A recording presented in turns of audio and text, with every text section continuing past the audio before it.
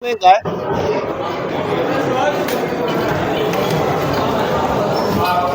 Sige. Go. Picture. Go lang.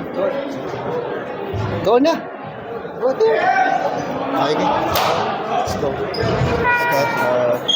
Scott, second straight conference na nangyay kayo sa Philippine Cup semifinals. Kami pa rin ng San Miguel. Ano lang yung naging reaction niyo after the buzzer? Especially after this one. Well, syempre malungkot, no? Syempre talo kami, but alam naman natin San Miguel, pag all Filipino, very tough team. Credit sa kanila, of course, and they're a champion team. Ganun talaga, we just have to keep more battling.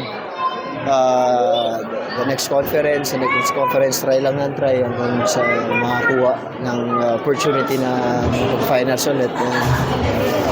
But overall, they deserve to win the series. Scott, from fourth, nababaan niyo lamang sa 4 na lang eh. And then, lumayo ulit yung San Miguel 10-0 run.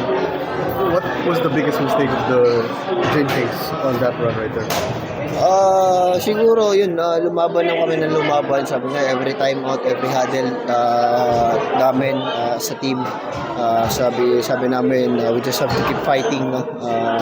Baka sa dulo makakuha kami ng momentum run, but you know, San Miguel mayroon talagang sagot palagi, plus CJ talagang pumutok, grabe.